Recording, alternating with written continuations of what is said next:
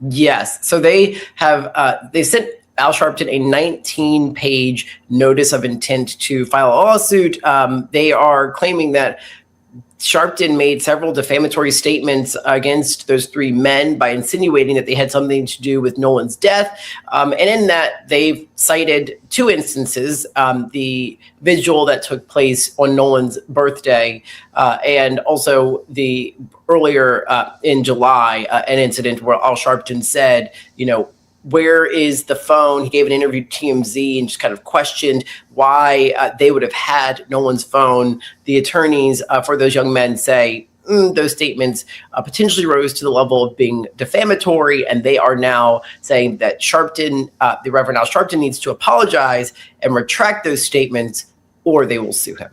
And as I said on Monday, Don, Al Sharpton says, bring it on, because he knows that if they go into discovery, that there are going to be things they're going to have to release that they haven't released yet, right? When you go into the discovery process in court, you've got to, under oath, tell things, say things, describe the day in detail that, let's just say you're going to on a former officer's show that we will not talk about.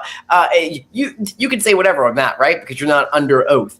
If you go through the discovery process, you are then under oath. You've got to make sure everything you're saying is true, and you're going into detail. So the Reverend Al Sharpton said, bring it on, because you all want to go through discovery. You're going to help us get answers sooner.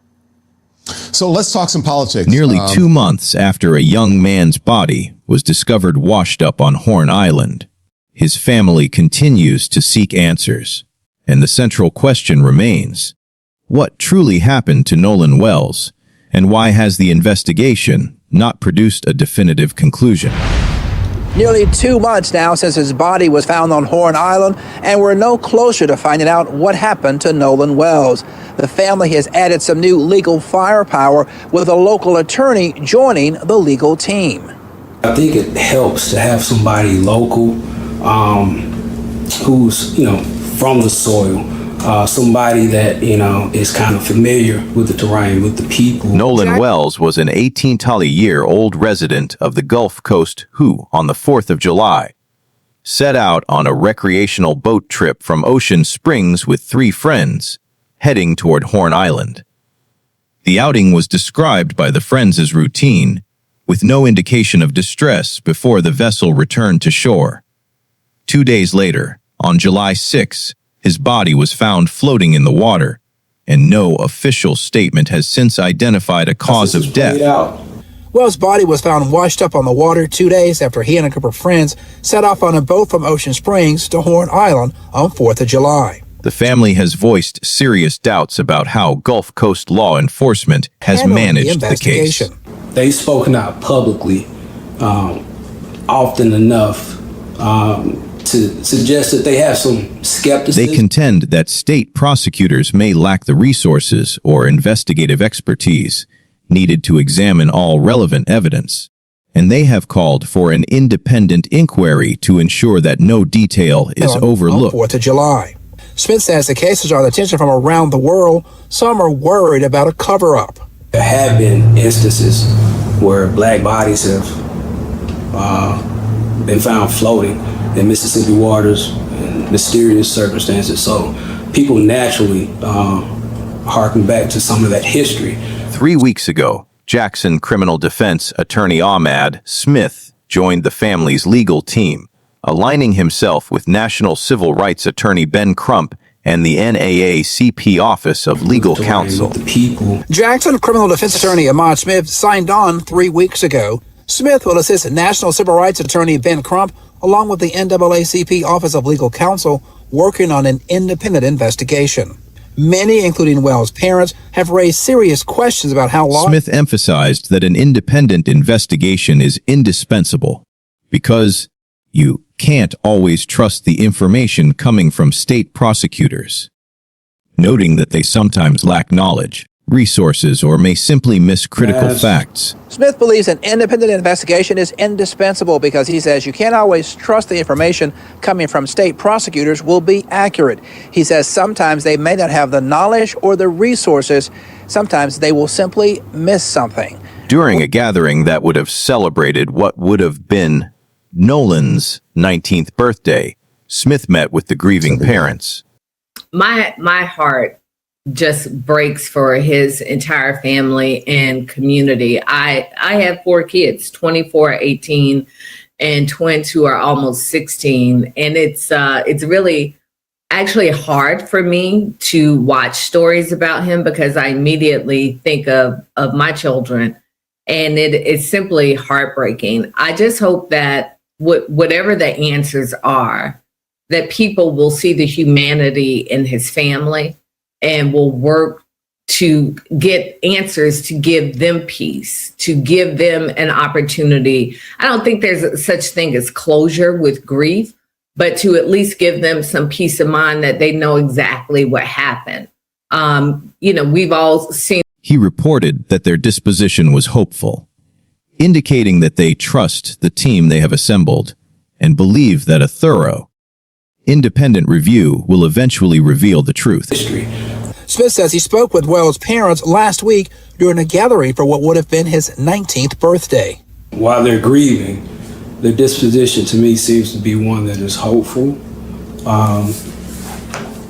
They're trusting the team that they've amassed. Yeah. So, Don, hiring a local attorney comes with several benefits. They are on the ground, so they know the characters. Ahmad Smith has been working with local prosecutors and the team there for a while now. So he knows, all of the people in play. He also can actually do things that Ben Crump, as a national attorney, cannot do. He can file petitions in court without needing some sort of ad hoc permission that a national attorney like Ben Crump needs. And also, we all know Ben Crump's schedule is just very busy. He has a lot of cases that he's overseeing right now. And so having that local attorney who can be hyper local and hyper fixated on Nolan Wells' case is going to just be able to help the family get answers sooner.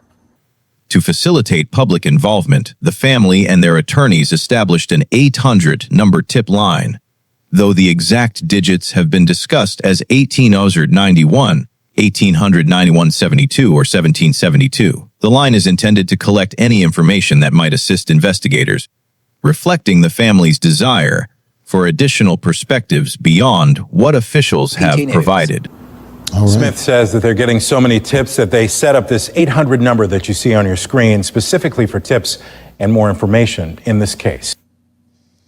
It was 1-800-991. Was it 1972? Was that right? Or is it 1772? 1772. Okay. The attorneys representing the 3 young men who were with Nolan on the boat have filed a 19-page notice of intent to sue Reverend Al Sharpton for alleged defamation. Yeah. And the last info that we had, and we reported on this, I think it was yesterday or Monday, was that the attorneys for the young men who were with Nolan on Horn Island, they have sent out, their attorneys have sent out a letter of intent to sue the Reverend Al Sharpton. Yes. They argue that Sharpton's public remarks, including a visual shown on Nolan's birthday, and a July interview in which he asked, "Where is the phone?" implying the men's involvement, rise to the level of defamation. The notice demands that Sharpton retract the statements or face litigation, citing 2 specific instances as the basis for the claim.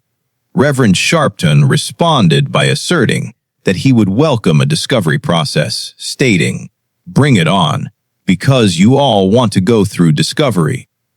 You're going to help us get answers sooner." He emphasized that any testimony would be given under oath, requiring full and truthful disclosure of events, and suggested that the legal process would expedite the search for answers. Witnesses who were present on the boat have consistently described the trip as routine, with no signs of conflict or distress before the body was discovered. Their accounts indicate that the vessel returned to shore without incident, and that the friends were unaware of any problem until the body was found.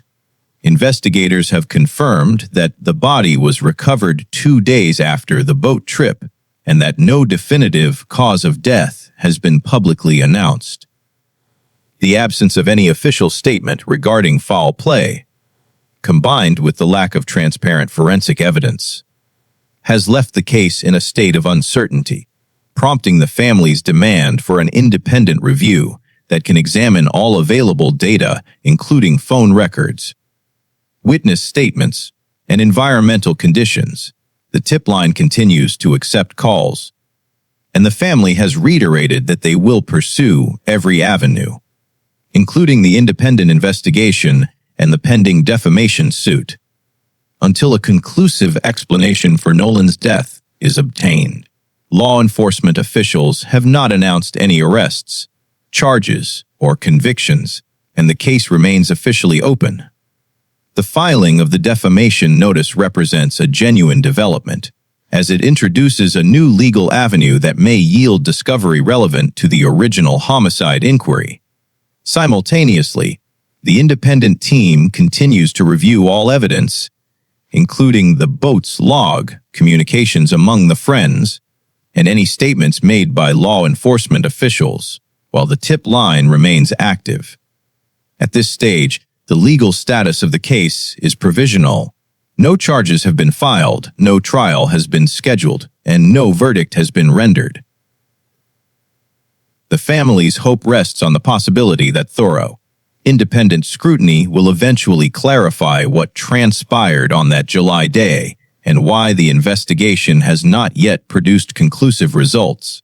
The Nolan Wells case stands as a stark illustration of how a single, unresolved death can reverberate through a community, mobilize legal advocates, and sustain public scrutiny long after the initial discovery of the body. If you've been paying attention to the Nolan Wells story, and if you have any thoughts on that. Today we're learning that they've hired a local attorney, but there are updates and information coming out in the story. It seems almost every day. The family's perseverance, the addition of seasoned counsel, and the continued use of a public tip line together embody a determined effort to transform uncertainty into clarity, even as the ultimate outcome remains unwritten.